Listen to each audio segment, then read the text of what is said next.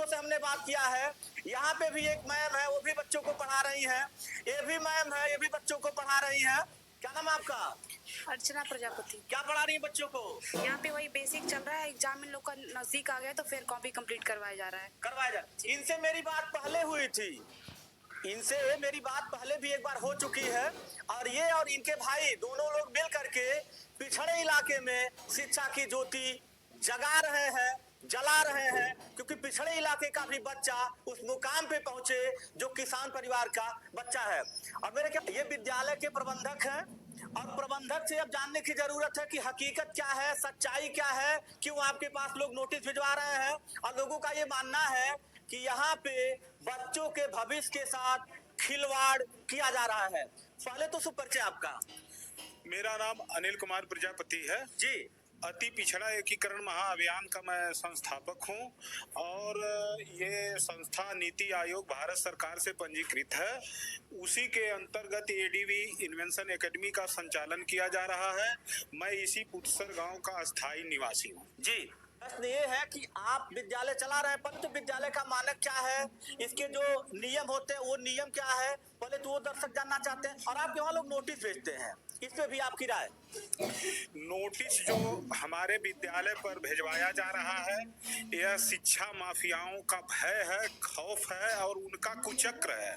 वो खुद आगे नहीं आ रहे हैं, ऐसे ऐसे शिकायतकर्ताओं को आगे कर रहे हैं, बयानबाजी करवा रहे हैं कि जिनको मैं दूर दूर तक जानता नहीं हूं वो मुझको जानते हैं। लेकिन कारण जो है, अति पिछड़ा एकीकरण महाअभियान सितंबर 2025 से लगातार भेदभाव मुक्त सस्ती व समान शिक्षा के उद्देश्य से इस मूवमेंट का प्रचार प्रसार करना शुरू किया।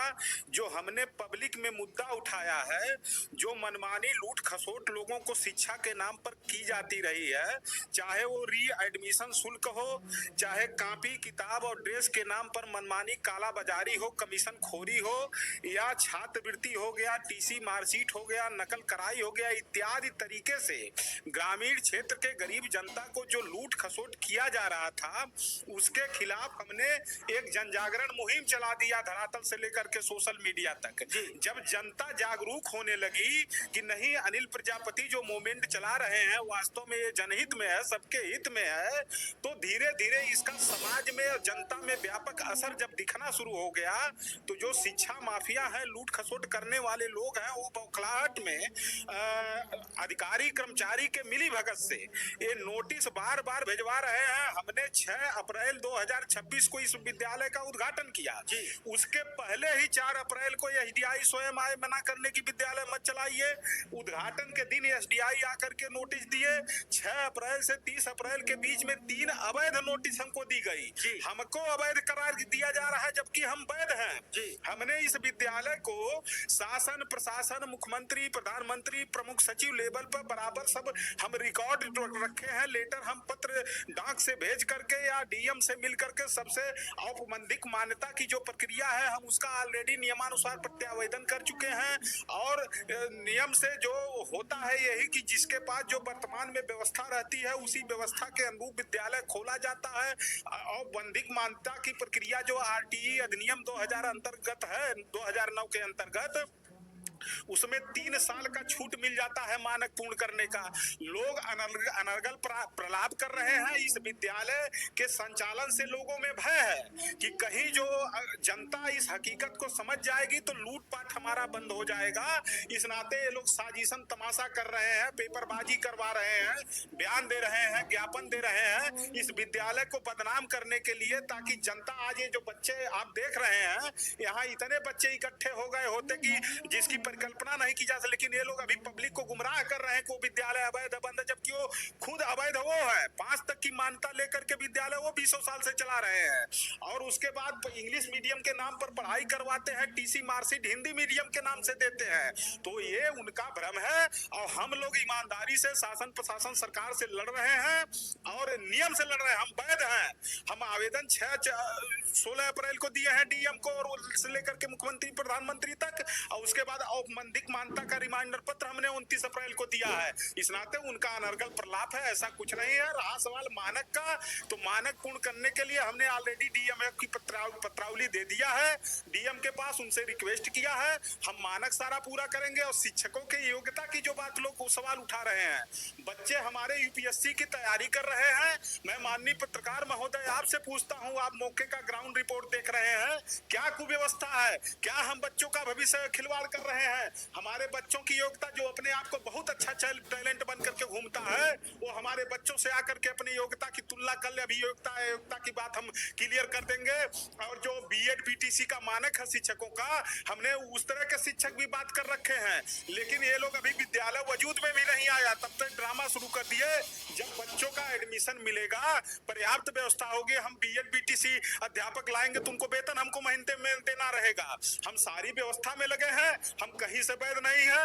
हम ऑलरेडी एसडीआई नाथनगर को खुद हमने लीगल नोटिस दिया है कि ऐसा भेदभाव मेरे साथ क्यों किया जा रहा है, जबकि इसी नाथनगर ब्लॉक में दर्जनों विद्यालय हमने लिख करके दिया है कि अर्ध मानक, अमान्य और बिना मानक के बिना मान्यता चल रहे, 5वीं तक मान्यता लेकर के विद्यालय चलाए जा रहे हैं। उस पर हमने आरटीआई लगाया है, बीएसए से आरटीआई लगाया है, शासन से हमने जो है सवाल जवाब हम लोग कर रहे हैं, लीगल नोटिस दे रहे हैं। और जब जैसे हम हाईकोर्ट में भी जाएंगे। आप हाईकोर्ट में, ठीक है, जैसे आपने कहा अस्थायी पे जो मेरी व्यवस्था में चला रहा हूँ, व्यवस्था देख रहा हूँ, 3 साल का मुझे जो समय होता है, जैसे ऐसे कुछ रूल है, तो 3 साल का मान लीजिए समय अगर दिया जाएगा, आप पूरी व्यवस्था कंप्लीट कर लेंगे, आपकी प्रक्रिया चल भी रही है? हाँ बिल्कुल, हम 3 साल का हमको मौका मिल जाएगा, हम प्रक्रियाधीन है।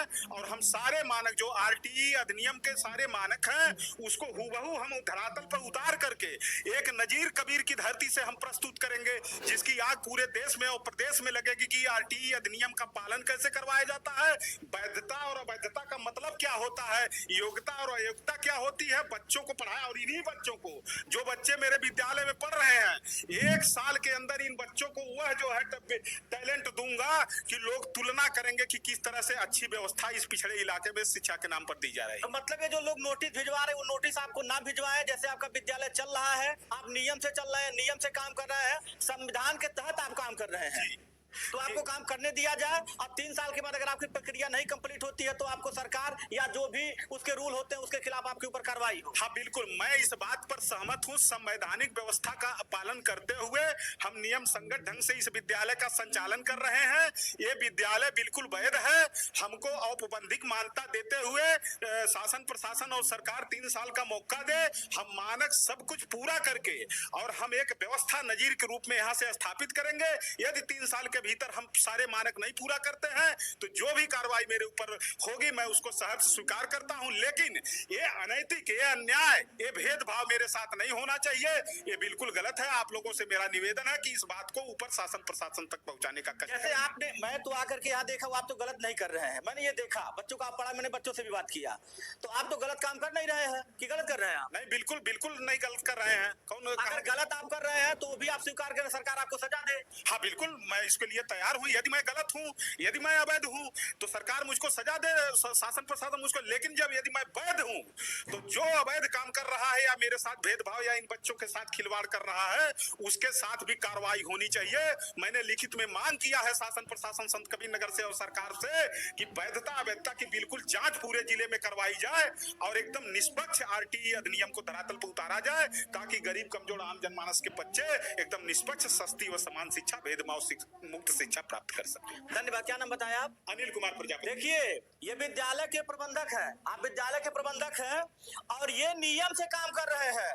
इतना मान के चलिए, कैमरे के सामने बोलना डंके की चोट पे छोटी बात नहीं है। अब मेरा काम क्या है, ग्राउंड पे पहुंच के पता करना क्या सही हो रहा है, क्या गलत हो रहा है। ये हर चीज मानने को तैयार है, लेकिन अगर ये शिक्षा की अलग जगा रहे हैं, एक सिस्टम बना रहे हैं कि गरीब का बच्चा भी पढ़े और उस तरह से पढ़े जो अच्छे अच्छे स्कूलों में अच्छे अच्छे परिवार के बच्चे जाते हैं, उस तरह से यहाँ फीस क्या है वो भी हम बच्चों से पूछे हैं।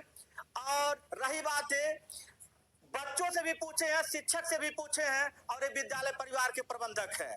और जो नोटिस आती है, जो नोटिस लोग भिजवाते हैं, वो भी आपके सामने लोग शायद नहीं आते हैं। नहीं सब अपने नहीं आते हैं, वो जवन जवन तमाशा करे एकदम आड़ में जैसे तीर चला करके साजिश रचा जाता है, उस तरह से खेला किया जा रहा है। और इन लोगों का एकमात्र कारण है, कह तो रहा हूं कि अब तक यहाँ जगह नहीं खड़ा होते, बच्चों के इतने हो जाते, लेकिन ये लोग नोटिस निकलवा करके और उसके बाद उसको गांव में बंटवा रहे हैं कि विद्यालय नहीं चले। ये मतलब एक भ्रम फैलाया जा रहा है, एक साजिश रचा जा रहा है जो अत्यंत निंदनीय है और ये गलत है। आप लोग जो है इसकी आवाज उठा रहे हैं, इसके लिए मैं आप लोगों का बहुत बहुत आभार व्यक्त करता हूँ। अच्छा, बीएसए ऑफिस से अगर बीएसए साहब आपको बुलाते हैं तो आप तुरंत जाते हैं? तुरंत जाते हैं, जाकर के वहाँ बात करते हैं। एक भी नोटिस ऐसी नहीं है कि जो जिसका हमने लिखित में जवाब न दिया हो, डीएम को, बीएसए को, एसडीआई को, शासन प्रशासन को, निदेशक को, प्रमुख सचिव को। मैं एकदम लीगल सब मेरे पास साक्ष्य है, आप कहें तो टोटल मैं डॉक्यूमेंट दिखाता हूँ। आपके विद्यालय सरकार बंधु है या कोई भी आपके विद्यालय पे आ सकता है, कोई दिक्कत नहीं है। मैं सबका स्वागत करता हूँ, शासन प्रशासन के लोगों का स्वागत करता हूँ, पत्रकार बंधुओं का स्वागत करता हूँ,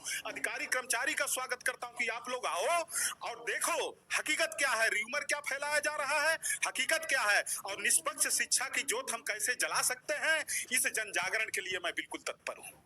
चलिए, धन्यवाद। देखिए, जो ग्राउंड रिपोर्टिंग मुझे करना चाहिए, जिस चीज की जानकारी मैं चाह रहा था, वो विद्यालय परिवार के प्रबंधक से हमने बात किया है।